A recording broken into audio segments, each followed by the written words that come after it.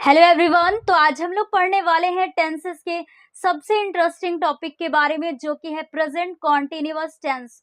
और previous class में हम लोग present indefinite tense, past indefinite tense और फ्यूचर इंडेफिनिट टेंस को क्लियर कर चुके थे।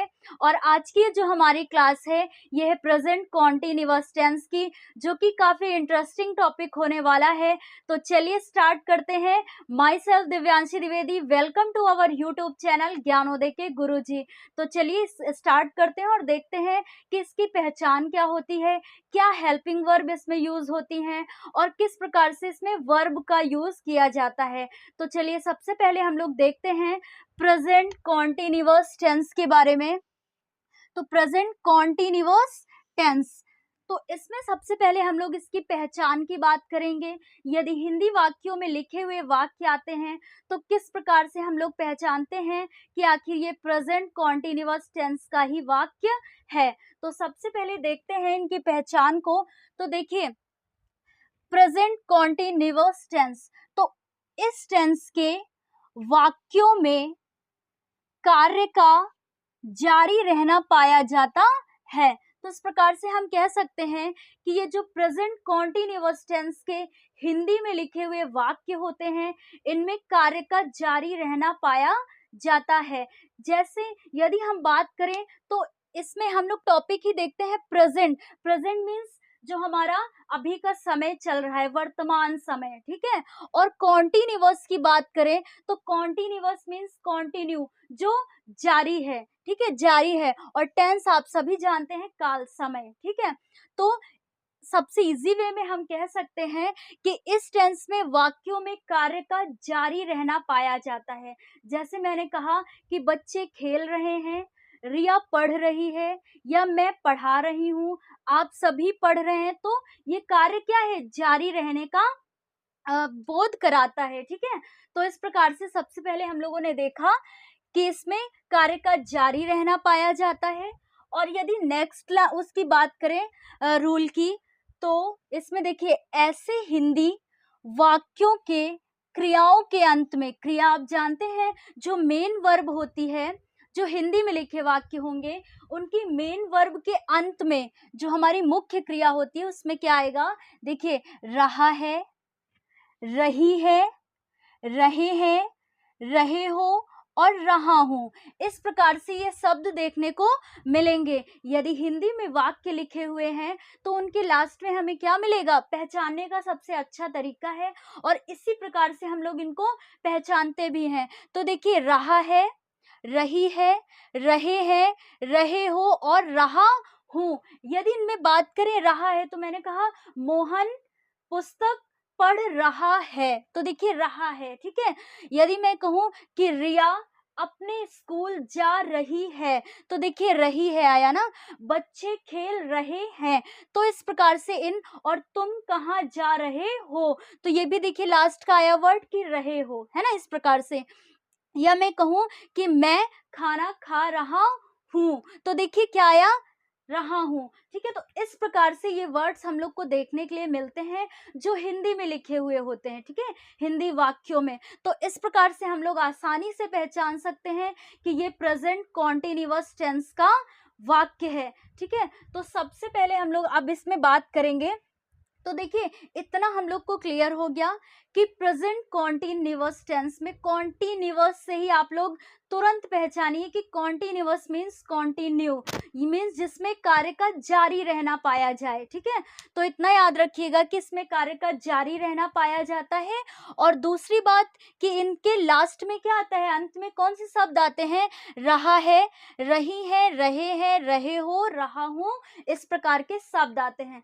तो इसमें सबसे पहले हम लोग देखेंगे, जैसा कि आप सभी जानते हैं, पिछली क्लास में भी हम लोग पढ़ चुके हैं कि जब टेंसेस को पढ़ते हैं तो उसमें हम लोग को 3 प्रकार के सेंटेंस देखने के लिए मिलते हैं। एक तो होता है अफर्मेटिव सेंटेंस, दूसरा हम लोग निगेटिव सेंटेंस के एग्जांपल्स को देखते हैं, फिर उसके बाद इंट्रोगेटिव सेंटेंसेस को करते हैं। तो ऐसा ही आज का भी हम लोग का रहेगा कि सबसे पहले हम लोग अफर्मेटिव सेंटेंसेस को देखेंगे फॉर्मूले के अकॉर्डिंग, फिर उसके बाद निगेटिव सेंटेंसेस को, एंड उसके बाद इंट्रोगेटिव सेंटेंसेस को देखेंगे। तो चलिए सबसे पहले देखते हैं अफर्मेटिव सेंटेंस को। तो अफर्मेटिव सेंटेंसेस या हाँ ठीक है सेंटेंस, तो यदि इनमें हम बात करें तो आप सभी जानते हैं, जो बच्चे यदि रेगुलर इन क्लासेस को देख रहे होंगे तो इसे क्या कहते हैं, सकारात्मक वाक्य, ठीक है, जिनमें साधारण वाक्य होते हैं। तो इनमें अब ये फॉर्मूले अभी तक हम लोगों ने जितने भी टेंस पढ़े हैं सब में इसका यूज करते आए हैं, इन फॉर्मूले का यूज करते आए हैं कि किस प्रकार से वाक्य में क्या क्या हमें पहले से लास्ट तक मिलता है। जैसे हम बात करें यदि अफर्मेटिव सेंटेंस में, तो सबसे पहले क्या होता है, सब्जेक्ट, फिर उसके बाद हेल्पिंग वर्ब क्या है, इज एम आर, मीन्स आज हम लोग प्रेजेंट कॉन्टिन्यूअस टेंस पढ़ रहे हैं और इसमें हेल्पिंग वर्ब क्या मिली हम लोग को, इज एम आर। इसके पहले भी आप इसके यूज को पढ़ चुके होंगे। चलिए, यदि जो बच्चे फर्स्ट टाइम भी पढ़ रहे हैं तो उन्हें भी अच्छे से समझ में आएगा। तो देखिए इसमें हेल्पिंग वर्ब क्या यूज हो रही है, इज एम आर, ठीक है। और एक चीज याद रखिएगा कि इसमें वर्ब की आईएनजी फॉर्म का यूज हो रहा है और ऑब्जेक्ट, ठीक है। तो इस प्रकार से प्रेजेंट कॉन्टिन्यूअस टेंस के जो अफर्मेटिव सेंटेंस होंगे मीन्स सकारात्मक वाक्य, उसमें सबसे पहले हम लोग को क्या मिलेगा, सब्जेक्ट जो कि कर्ता होता है, फिर उसके बाद हम लोग सहायक क्रिया का प्रयोग करेंगे मीन्स हेल्पिंग वर्ब, ठीक है। तो हेल्पिंग वर्ब हम लोग किस में क्या है, इज एम आर, ठीक है। उसके बाद वर्ब की फर्स्ट फॉर्म लिखेंगे, उसमें क्या लगाना है हम लोग को, आईएनजी, मीन्स वर्ब की आईएनजी फॉर्म का यूज होगा, आईएनजी फॉर्म, क्योंकि प्रेजेंट कॉन्टिन्यूअस टेंस है, ठीक है। उसके बाद रहा ऑब्जेक्ट। तो सिर्फ और सिर्फ इतना अपने दिमाग में रखिएगा कि सब्जेक्ट, फिर उसके बाद हेल्पिंग वर्ब एंड उसके बाद वर्ब की ING form and then object. तो ये रहा हमारे अफर्मेटिव सेंटेंस का फॉर्मूला, ठीक है। अब सभी के दिमाग में ये आ रहा होगा कि इज एम आर, यदि जो बच्चे इसे फर्स्ट टाइम पढ़ रहे हैं वो जरूर ऐसा सोच रहे होंगे। तो देखिए इज एम आर का यूज सबसे पहले हम लोग बात करेंगे कि इज का यूज कहाँ करते हैं, एम का यूज कहाँ करते हैं और आर का यूज कहाँ करते हैं, ठीक है। तो इसमें देखिए कि सबसे पहले हम लोग देखेंगे कि he, she, it, he, she, it, और एक वचन कर्ता के साथ जो इसमें जो हम लोग के सब्जेक्ट होंगे, यदि वह ही है, शी है, इट है और एक वचन करता है, ठीक है, एक वचन करता है, तो उसके साथ में हम लोग इज का प्रयोग करेंगे, ठीक है। किसका करेंगे, इज का प्रयोग करेंगे और वर्ब के अंत में आईएनजी फॉर्म लगाते हैं। तो सिर्फ और सिर्फ इतना याद रखिएगा कि ही, सी, इट और एक वचन कर्ता के साथ, एक वचन यदि मैंने बोला कि बच्चा तो ये एक वचन हुआ, बच्चे तो ये बहुवचन हुआ, ठीक है। इस प्रकार से लड़का, लड़के, लड़की, लड़कियां, तो यदि वह एक वचन करता है तो उसके साथ में हम लोग किसका यूज करेंगे, इज का यूज करेंगे, ठीक है। तो इस प्रकार से आप सभी याद रख सकते हैं कि ही, सी, इट और एक वचन कर्ता के साथ इज का प्रयोग करेंगे और वर्ब के अंत में क्या आएगा, आईएनजी फॉर्म लगाना मत भूलिएगा, ठीक है। तो चलिए अब हम लोग कुछ एग्जांपल्स को देखते हैं अफर्मेटिव के, जिनमें इज का यूज करेंगे, मीन्स जो हमारे एक वचन कर्ता होंगे। जैसे देखिए वह पतंग उड़ा रहा है, तो सबसे पहले देखिए वह, ठीक है, वह क्या है, यहाँ पे लिखेंगे हम लोग ही, क्योंकि यहाँ पे रहा है लड़के के लिए यूज हो रहा है ना, पुरुष के लिए। तो देखिए ही, फिर उसके बाद किसका यूज करेंगे हम लोग, इज का यूज करेंगे। क्यों, क्योंकि ही क्या है, एक वचन में ही तो आता है, ठीक है। तो ही इज, किस हेल्पिंग वर्ब का यूज करेंगे, इज का, ठीक है। तो ही इज, अब उसके बाद वर्ब क्या है हम लोग की, उड़ा रहा है, ठीक है, उड़ा रहा है, तो उड़ाने की इंग्लिश क्या होती है, फ्लाई। अब याद रखिएगा कि यदि प्रेजेंट कॉन्टिन्यूअस टेंस है, कोई भी कॉन्टिन्यूअस टेंस है, अभी तो हम लोग पढ़ने वाले हैं सभी को आगे, लेकिन इतना याद रखिएगा कि वर्ब की क्या फॉर्म यूज करते हैं, आईएनजी फॉर्म यूज करते हैं, ठीक है, वर्ब की आईएनजी फॉर्म। अब क्या बचा, पतंग, तो द काइट, द काइट।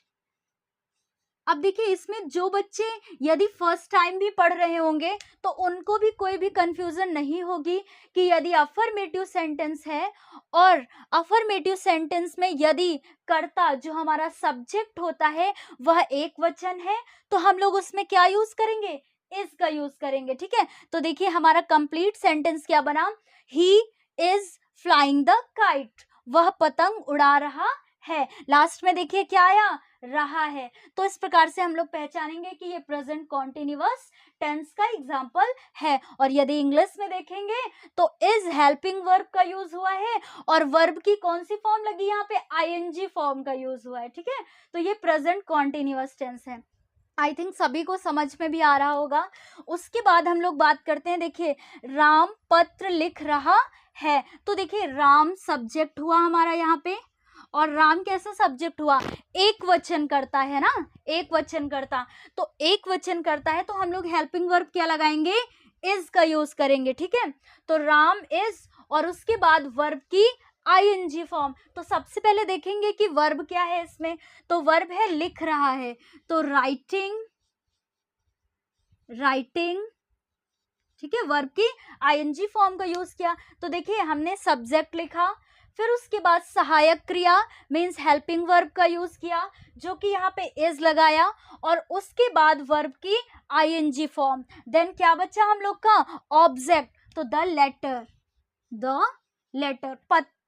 ठीक है, पत्र। तो आई थिंक आप सभी को कोई भी कंफ्यूजन नहीं होगी। तो इस प्रकार से हम लोगों ने देखा अफर्मेटिव सेंटेंसेस में यदि कर्ता एक वचन है तो हम लोग इसका यूज करते हैं हेल्पिंग वर्ब। ठीक है, अब देखते हैं हम लोग, अभी हम लोगों ने इज का यूज देखा, अब एम का यूज देखते हैं। ठीक है, ये सारे अभी क्या है, अफर्मेटिव ही पढ़ रहे हैं हम लोग। तो देखिए यदि आई के साथ में, हाँ इसमें आई के साथ में यदि कर्ता हमारा क्या है, आई है। ठीक है, कर्ता क्या है, आई है, तो इसके साथ में क्या लगाते हैं, एम का यूज करते हैं। ठीक है, एम का यूज करते हैं और वर्ब के अंत में क्या आता है, आईएनजी फॉर्म लगाते हैं। ऐसा ही तो करते आ रहे हैं हम लोग। तो देखिए, तो इस प्रकार से अभी हम लोगों ने पढ़ा इसका यूज, जब कर्ता एक वचन होता है तो उसका यूज करते हैं। एम का यूज कहाँ करेंगे, यदि कर्ता आई है तो वहां पे एम का यूज। अब देखिए जैसे मैं एक पुस्तक पढ़ रहा हूं तो मैं की इंग्लिश क्या लिखेंगे, आई। अब उसके बाद हेल्पिंग वर्ब क्या लगाएंगे, एम, क्योंकि आई के साथ क्या लगाएंगे, एम। उसके बाद देखिए वर्ब क्या है हमारी, इसमें वर्ब क्या है, पढ़ रहा हूं। ठीक है, तो पढ़ने की इंग्लिश क्या होती है, रीड।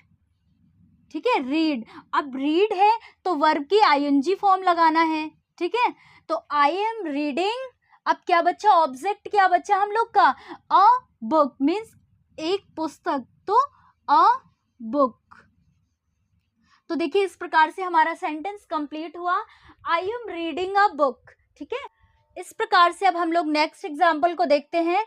तो देखिए मैं कानपुर जा रहा हूं, तो इसमें देखिए सब्जेक्ट क्या है, आई, फिर उसके बाद हेल्पिंग वर्ब क्या यूज करेंगे, एम।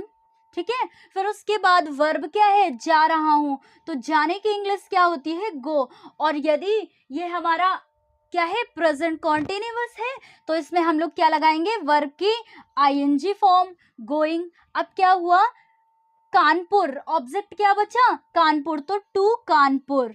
ठीक है, टू कानपुर। तो इस प्रकार से हमारा सेंटेंस कंप्लीट हुआ। देखिए I am going to Kanpur.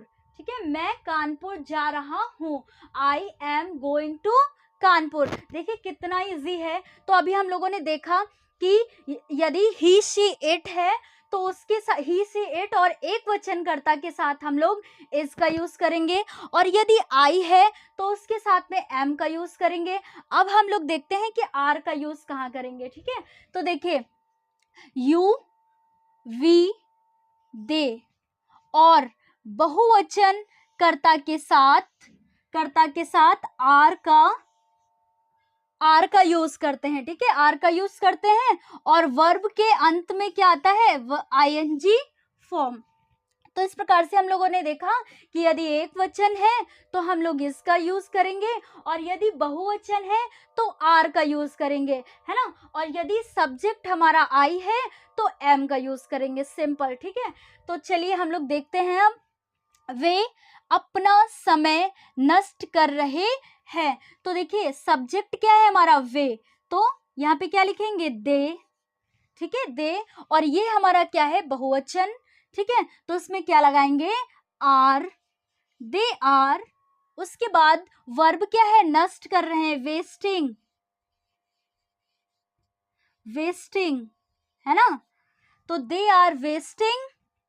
उसके बाद अपना समय, तो they are wasting your, sorry, their, ठीक है, दियर लगाएंगे यहाँ पे, दियर, दे के अकॉर्डिंग दियर लगाएंगे, ठीक है। तो they are wasting their time, full stop. इस प्रकार से देखा है हम लोगों ने कि वे अपना समय नष्ट कर रहे हैं, तो they are wasting their time. अब उसके बाद अगले एग्जाम्पल को देखते हैं, हम अपने मैदान में खेल रहे हैं। तो देखिए हम की इंग्लिश क्या होगी, वी, इसके साथ क्या लगाएंगे, आर। अभी हम लोगों ने पढ़ा कि यू, वी, दे, और बहुवचन कर्ता के साथ क्या लगाएंगे, आर का यूज करेंगे। तो वी आर, और उसके बाद खेल रहे तो प्लेइंग, वी आर प्लेइंग। अब उसके बाद क्या है कि अपने मैदान में, तो वी आर प्लेइंग इन अवर। यहाँ पे अपने की इंग्लिश क्या लिखेंगे, वी के अकॉर्डिंग अवर, जैसे अभी दे के अकॉर्डिंग दियर लिखा, वैसे वी के अकॉर्डिंग अवर। उसके बाद क्या बचा, मैदान, तो फील्ड, ठीक है। तो we are playing in our field. अब उसके बाद देखते हैं, तुम अपना पाठ याद कर रहे हो। तो देखिए यू, हेल्पिंग वर्ब क्या यूज करेंगे, आर, यू आर। अब उसके बाद याद करने की इंग्लिश, लर्न, लर्न, और वर्ब की आईएनजी फॉर्म, तो यू आर लर्निंग। उसके बाद अपना पाठ, योर, योर लेसन,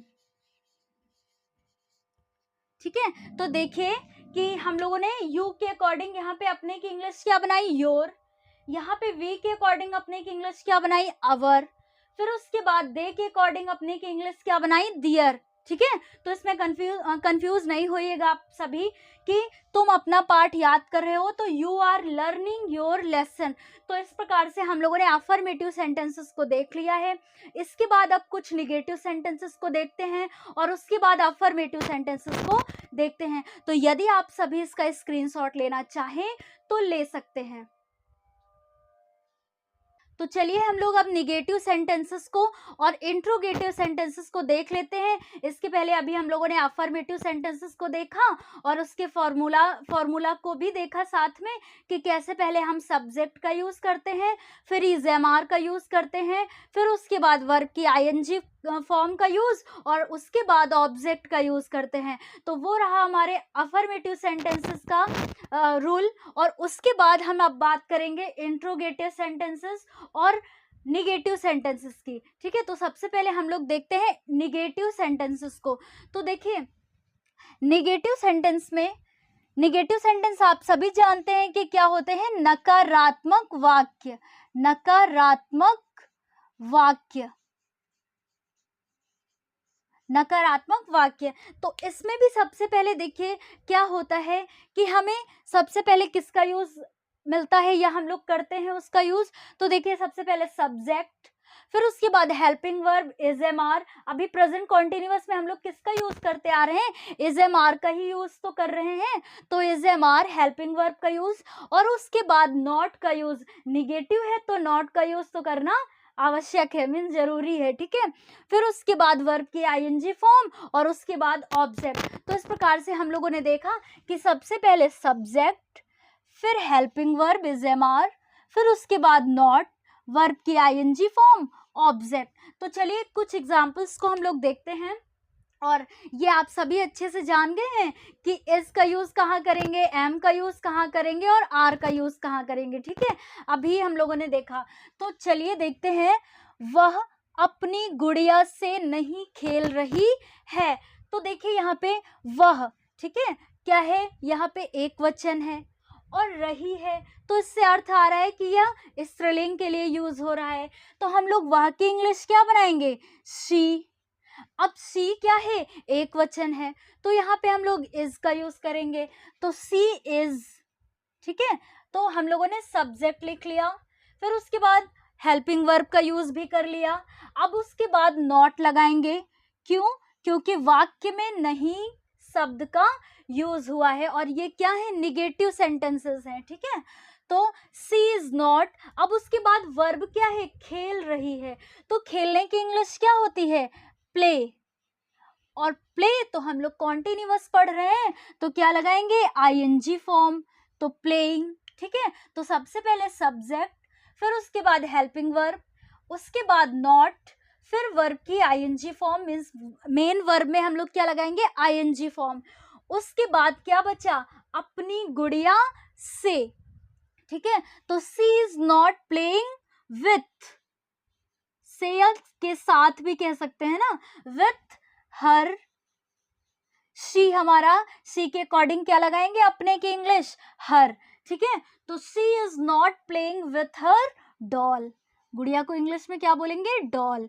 तो इस प्रकार से हमारा सेंटेंस कंप्लीट हुआ। तो देखिए she is not playing with her doll, तो इस प्रकार से ये हमारा निगेटिव सेंटेंस था। और कैसे हम लोगों ने फॉर्मूले के अकॉर्डिंग इसको ट्रांसलेट किया, तो सबसे पहले हमारा subject, helping verb, then not, फिर उसके बाद वर्ब की आईएनजी फॉर्म, और उसके बाद ऑब्जेक्ट विथ हर डॉल। तो she is not playing with her doll. अब एक और एग्जाम्पल को देखते हैं। तो देखिए, मैं अपनी तस्वीर नहीं देख रहा हूं, तो देखिए मैं, आई, और आप सभी अब जान भी गए हैं कि आई के साथ में हम लोग क्या यूज करते हैं, एम का यूज करते हैं। तो आई एम, फिर उसके बाद क्या है, वर्ब, वर्ब क्या है, देख रहा हूं, तो सी। अब इसमें आईएनजी फॉर्म लगाएंगे, तो seeing, I am seeing, sorry, यहाँ पे पहले वर्ब ना हो करके ये हम लोग क्या पढ़ रहे हैं, निगेटिव सेंटेंस, ठीक है। तो निगेटिव सेंटेंस पढ़ रहे हैं, तो आई एम नॉट, ठीक है। वर्ब के बाद क्या लगेगा, नॉट, फिर उसके बाद हेल्पिंग वर्ब के बाद नॉट लगाया हम लोगों ने। अब मेन वर्ब, मेन वर्ब क्या है हम लोग की, देख रहा हूं, ठीक है। तो सीइंग, आईएनजी फॉर्म लगाएंगे तो सीइंग हो जाएगा, ठीक है। तो आई एम नॉट सीइंग, अब क्या है, अपनी तस्वीर, तो आई के साथ में अपने की इंग्लिश माई बनाएंगे, ठीक है, माई, और उसके बाद तस्वीर की इंग्लिश पिक्चर, पिक्चर, ठीक है। तो इस प्रकार से हमारा सेंटेंस कंप्लीट हुआ कि I am not seeing my picture, मैं अपनी तस्वीर नहीं देख रहा हूं। तो इस प्रकार से देखिए हम लोगों ने निगेटिव सेंटेंस को भी फॉर्मूले के अकॉर्डिंग किस प्रकार से ट्रांसलेट किया। तो बहुत ही इजी है, बस इतना याद रखिएगा कि हेल्पिंग वर्ब के जस्ट बाद हम लोग किसका यूज करते हैं, नॉट का यूज करते हैं, बाकी कोई भी इसमें चेंज नहीं होता है, ठीक है। हेल्पिंग वर्ब के बाद नॉट का यूज करेंगे। तो ये हो गए हमारे निगेटिव सेंटेंसेस। अब हम लोग देखते हैं इंट्रोगेटिव सेंटेंसेस को। तो इंट्रोगेटिव सेंटेंस में देखिए हम लोग बात करेंगे, और सभी जानते भी हैं, इसके पहले भी जिन बच्चों ने हमारी क्लास की है, तो उसमें हम लोग इंट्रोगेटिव सेंटेंसेस में सबसे पहले देखते हैं यस नो टाइप के क्वेश्चंस, और उसके बाद वो क्वेश्चन वर्ड जो वाक्य के बीच में यूज होते हैं, जैसे कब, क्यों, कहाँ, कैसे। तो इस प्रकार से यदि हिंदी में लिखे हुए वाक्यों के पहले, ठीक है, पहला शब्द क्या आया है, तो हम लोग सबसे पहले हेल्पिंग वर्ब का यूज करते हैं, फिर उसके बाद सब्जेक्ट, वर्ब की आईएनजी फॉर्म, ऑब्जेक्ट। तो ये रहा हमारे, ये रहे यस नो टाइप वाले क्वेश्चंस। और यदि कब, क्यों, कहाँ, कैसे, इस प्रकार से जो क्वेश्चन वर्ड होते हैं, ये हिंदी वाक्यों में बीच में यूज होते हैं, तो हम लोग सबसे पहले किसकी इंग्लिश बनाते हैं, क्वेश्चन वर्ड की, देन उसके बाद हेल्पिंग वर्ब। ये सभी जानते हैं, इसी प्रकार से हम लोग सारे टेंस में करते यही आ रहे हैं, ठीक है। तो इंट्रोगेटिव सेंटेंसेस में सबसे पहले हम लोग देखते हैं कि यदि हिंदी वाक्यों में लिखा हुआ शब्द पहले क्या आता है, ठीक है। तो देखिए, तो उसमें यदि वाक्य में सबसे पहला शब्द जो लिखा हुआ है वो क्या है, क्या शब्द लिखा हुआ है। तो यदि क्या शब्द लिखा हुआ है तो हम लोग फॉर्मूला क्या यूज करते हैं, देखिए हेल्पिंग वर्ब, फिर उसके बाद सब्जेक्ट। और नॉट लिखने का मेरा यहाँ पे ये मतलब है कि यदि आप सभी को इंट्रोगेटिव सेंटेंसेस में नॉट का यूज मिलता है तो इसमें कंफ्यूज नहीं होइएगा कि ये नॉट कहाँ लगेगा, किस प्रकार से लगेगा। तो यदि इंट्रोगेटिव सेंटेंस में नॉट का यूज होता है तो जस्ट किसके बाद होगा, जस्ट सब्जेक्ट के बाद होगा, ठीक है, इतना याद रखिएगा। तो इसलिए मैंने इसको ब्रैकेट में यहाँ पे लिखा कि सबसे पहले हम लोग हेल्पिंग वर्ब का यूज करेंगे, फिर उसके बाद सब्जेक्ट का यूज करेंगे, और यदि नॉट आया है तो नॉट का यूज करेंगे, फिर उसके बाद वर्ब की आईएनजी फॉर्म और ऑब्जेक्ट, फिर उसके बाद क्वेश्चन मार्क, जो कि सबसे इंपॉर्टेंट है, ठीक है, इंट्रोगेटिव सेंटेंसेस में। तो चलिए इसके अकॉर्डिंग हम लोग ट्रांसलेट करते हैं। तो देखिए, क्या वह अपनी गुड़िया से खेल रही है, जस्ट इसी का मैंने बनाया इस वजह से ताकि आप सभी को कंफ्यूजन ना हो। इसी का भी मैंने हम लोगों ने देखा कि वह अपनी गुड़िया से नहीं खेल रही है, तो निगेटिव सेंटेंस हुआ। अब मैंने बनाया कि क्या वह अपनी गुड़िया से खेल रही है, तो ये हुआ हमारा इंट्रोगेटिव। तो देखिए, क्या शब्द पहले आया है, तो हेल्पिंग वर्ब। अब हेल्पिंग वर्ब हम लोग क्या लगाएंगे, वह के अकॉर्डिंग, शी के अकॉर्डिंग क्या लगाएंगे, सी एक वचन है तो उसके अकॉर्डिंग इज लगाएंगे। तो सबसे पहले देखिए इज हेल्पिंग वर्ब, उसके बाद सब्जेक्ट, तो इज सी, ठीक है, सी। और नॉट का यूज आया नहीं तो कोई बात नहीं, फिर उसके बाद खेल रही है तो प्लेइंग, ठीक है। तो देखिए हेल्पिंग वर्ब, उसके बाद ऑब्जेक्ट, फिर वर्ब की ING form, then sorry object नहीं, सबसे पहले हेल्पिंग वर्ब फिर सब्जेक्ट, ठीक है, सब्जेक्ट फिर वर्ब की आईएनजी फॉर्म, उसके बाद ऑब्जेक्ट क्या रहा हमारा, अपनी गुड़िया से या अपनी गुड़िया के साथ, तो with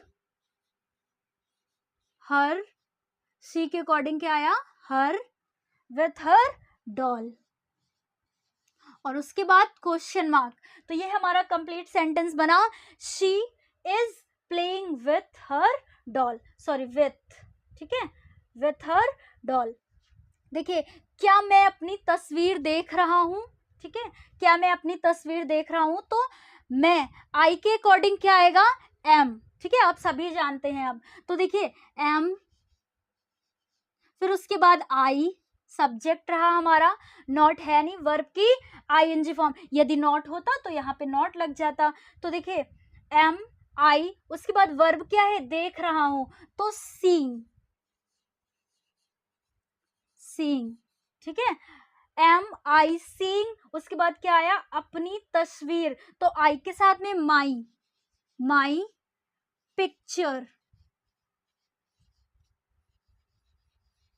question mark. I think आप सभी को दिख रहा होगा, यस। तो I am seeing my picture. तो इस प्रकार से हम लोगों ने देखा कि हिंदी वाक्य में यदि क्या शब्द पहले आता है तो हम लोग सबसे पहले हेल्पिंग वर्ब का यूज करते हैं, फिर उसके बाद सब्जेक्ट का, एंड देन उसके बाद वर्ब की आईएनजी फॉर्म, और उसके बाद ऑब्जेक्ट। तो इस प्रकार से हमारा इंट्रोगेटिव सेंटेंस कंप्लीट होता है, वो भी यस नो टाइप वाले, ठीक है, जिसमें क्या शब्द पहले आता है। अब हम लोग देखते हैं कि जो क्वेश्चन वर्ड होते हैं, कब, क्यों, कहाँ, कैसे, ये यदि वाक्य में बीच में आते हैं तो हम लोग किस प्रकार से बनाते हैं। तो देखिए, यदि कब, क्यों, कहाँ, कैसे बीच में आते हैं तो सबसे पहले हम लोग क्या बनाएंगे, क्वेश्चन वर्ड, क्वेश्चन वर्ड की इंग्लिश लिखेंगे, फिर उसके बाद हेल्पिंग वर्ब, फिर उसके बाद सब्जेक्ट। यदि सब्जेक्ट के, यदि वाक्य में नॉट आया है, नहीं शब्द का यूज हुआ है, तो सब्जेक्ट के जस्ट बाद क्या लगाएंगे, नॉट का यूज करेंगे, फिर उसके बाद वर्ब की आईएनजी फॉर्म, ऑब्जेक्ट और क्वेश्चन मार्क। तो इतना तो सभी आप सभी साथ में पढ़ते आ रहे हैं, तो इतना अब तो अच्छे से क्लियर हो ही गया होगा। तो देखिए, वह क्या कर रहा है, तो देखिए इसमें सबसे पहले क्या, क्या की इंग्लिश क्या बनाएंगे, वॉट, है ना, वॉट। तो क्वेश्चन वर्ड हम लोगों ने यहाँ पे लिखा। उसके बाद हेल्पिंग वर्ब, तो हेल्पिंग वर्ब हम लोग सब्जेक्ट के अकॉर्डिंग ही तो लगाते हैं, तो हेल्पिंग वर्ब क्या है हमारी, इज, ठीक है, सॉरी, वह के अकॉर्डिंग क्या लगाएंगे, इज लगाएंगे, ठीक है, क्योंकि वह यहाँ पे क्या है, एक वचन करता है, तो व्हाट इज, और वह की इंग्लिश क्या लिखेंगे, ही, ठीक है, ही। तो देखिए सबसे पहले हम लोगों ने क्वेश्चन वर्ड का यूज किया, फिर उसके बाद हेल्पिंग वर्ब का यूज किया, फिर उसके बाद सब्जेक्ट का यूज किया, फिर उसके बाद वर्ब क्या है इसमें, कर रहा है, ठीक है, डूइंग, सॉरी डू, सबसे पहले डू लिखेंगे, फिर उसके बाद वर्ब की आईएनजी फॉर्म, डूइंग। अब देखिए क्या ऑब्जेक्ट है इसमें, आई थिंक कुछ बचा ही नहीं, तो देखिए वह क्या कर रहा है, तो सबसे पहले क्वेश्चन वर्ड हो गया, फिर हेल्पिंग वर्ब हो गया, फिर उसके बाद सब्जेक्ट और वर्ब की आईएनजी फॉर्म, ऑब्जेक्ट नहीं बचा इसमें, तो वह क्या कर रहा है, व्हाट इज ही डूइंग, ठीक है, ऑब्जेक्ट नहीं है तो कोई बात नहीं। ओके, चलिए अब हम सब लोग देखते हैं, एक अगले एग्जाम्पल को देखते हैं। देखिए बच्चे कहाँ जा रहे हैं, अब देखिए जो कहाँ शब्द है ये हमारा क्वेश्चन वर्ड है, और क्वेश्चन वर्ड वाक्य के बीच में आया हुआ है, तो सबसे पहले हम लोग कहाँ की इंग्लिश बनाएंगे, वेयर, ठीक है, वेयर। अब देखिए सब्जेक्ट क्या है हमारा, बच्चे, तो सब्जेक्ट के अकॉर्डिंग ही हम लोग हेल्पिंग वर्ब लगाते हैं, तो बच्चे है बहुवचन, तो इसमें हेल्पिंग वर्ब क्या आएगा, अभी हम लोगों ने पढ़ा आर, ठीक है, आर, तो वेयर आर, तो सबसे पहले क्वेश्चन वर्ड का यूज किया, फिर हेल्पिंग वर्ब का यूज किया, अब सब्जेक्ट तो क्या है, बच्चे, ठीक है, तो where are children, children, where are children. अब क्या बचा, वर्ब, वर्ब क्या है, जा रहे हैं, तो जाने की इंग्लिश गो, और वर्ब की आईएनजी फॉर्म लगाएंगे तो going, where are children going, बच्चे कहाँ जा रहे हैं, तो इस प्रकार से हमारा सेंटेंस कंप्लीट हुआ। तो देखिए इसमें कोई भी कंफ्यूजन भी नहीं होनी चाहिए, कोई डिफिकल्टी भी नहीं होनी चाहिए, इन सारे टेंसेस में सबसे इजी टेंस यही है, प्रेजेंट कॉन्टिन्यूअस टेंस, इसमें इज एम आर का यूज करते हैं हम लोग, हेल्पिंग वर्ब। उसके बाद देखिए, तो देखिए इसमें हम लोगों ने इंट्रोगेटिव सेंटेंसेस में सबसे पहले देखा कि यदि क्या शब्द पहले आता है तो हम लोग हेल्पिंग वर्ब का यूज करते हैं, उसके बाद यदि क्वेश्चन वर्ड कब, कहाँ, कैसे, क्यों, ये सभी बीच में आते हैं तो हम लोग क्वेश्चन वर्ड की इंग्लिश पहले बनाते हैं, और उसके बाद पूरा हेल्पिंग वर्ब और सब्जेक्ट फिर वर्ब की आईएनजी फॉर्म, इस प्रकार से करते हैं। तो इसमें एक चीज आप लोग याद रखिएगा, इंट्रोगेटिव में सबसे पहले तो यस नो टाइप के साथ साथ क्वेश्चन वर्ड के अकॉर्डिंग इंट्रोगेटिव सेंटेंसेस के साथ साथ इसमें याद रखिएगा कि यदि वाक्य में विच किसके लिए यूज करते हैं, कौन सा, कौन सी के लिए, फिर उसके बाद हुज, किसका, किसके के लिए, ठीक है, यूज करते हैं। तो यदि वाक्य में विच, हुज ये क्वेश्चन वर्ड आते हैं, इनको याद रखिएगा कि यदि ये क्वेश्चन वर्ड आते हैं तो उनके साथ उनसे संबंधित नाउन भी आती है, उनसे रिलेटेड क्या आती है, नाउन भी आती है। ये सारे टेंस में हम लोग पढ़ते आ रहे हैं, जिन बच्चों ने पिछली क्लास को नहीं देखा है तो वो प्लीज जरूर देखें, तभी आपको आज की ये क्लास समझ में भी आएगी।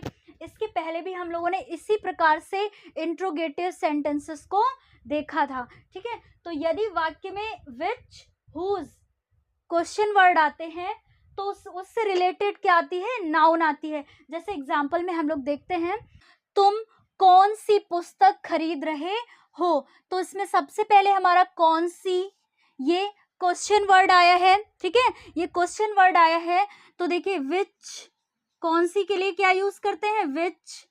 अब हम लोगों ने बात किया कि यदि विच और हुज ये क्वेश्चन वर्ड आते हैं तो उनसे रिलेटेड क्या आती है, नाउन आती है, तो विच बुक,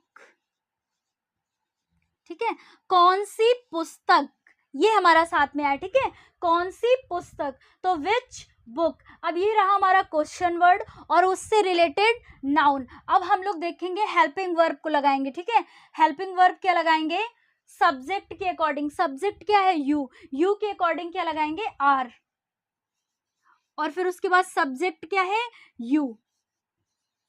तो सबसे पहले देखिए हम लोगों ने क्वेश्चन वर्ड का यूज किया, फिर उससे रिलेटेड नाउन, ठीक है, फिर उसके बाद हेल्पिंग वर्ब, और फिर उसके बाद सब्जेक्ट का यूज किया।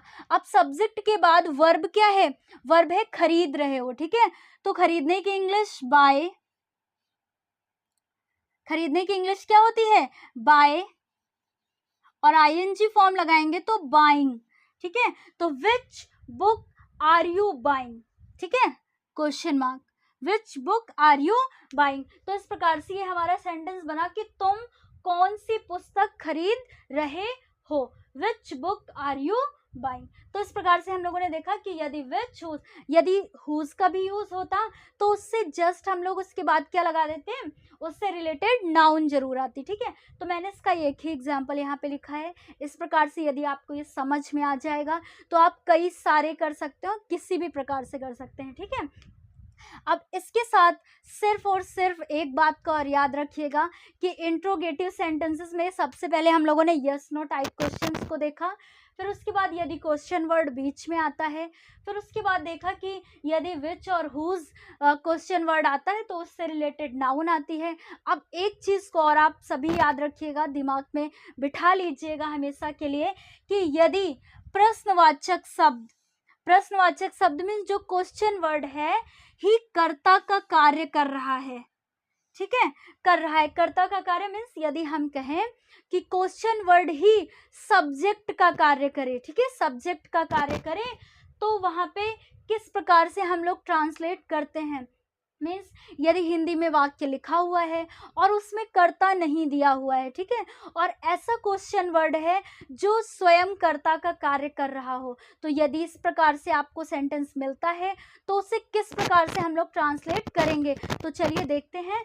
तो देखिए, सबसे पहले क्वेश्चन वर्ड, फिर उसके बाद हेल्पिंग वर्ब, फिर आईएनजी फॉर्म वर्ब की, और उसके बाद ऑब्जेक्ट क्वेश्चन मार्क। तो सिंपल, तो चलिए देखते हैं। जैसे मैंने कहा कि लैम्प कौन जला रहा है, तो इस सेंटेंस में देखिए क्या कोई सब्जेक्ट दिख रहा है, स्पेशल सब्जेक्ट हमें दिख रहा है कि लैम्प कौन जला रहा है, कौन तो उसमें छिपा हुआ है, सब्जेक्ट तो है नहीं।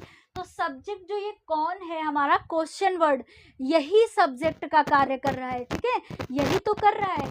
तो लैम्प कौन जला रहा है, तो ये जो कौन क्वेश्चन वर्ड है यही हमारा क्या कर रहा है, कर्ता का कार्य कर रहा है। तो सबसे पहले हम लोग क्वेश्चन वर्ड की इंग्लिश बनाएंगे हु, हु। अब उसके बाद हेल्पिंग वर्ब यूज करेंगे इसके अकॉर्डिंग। अब यहाँ पे कर्ता छिपा हुआ है तो एक वचन के अकॉर्डिंग हम लोग करेंगे, तो इज, हेल्पिंग वर्ब लगाया। अब वर्ब की आईएनजी फॉर्म, जला रहे हैं तो लाइटिंग, LIGHTING, ठीक है, लाइटिंग।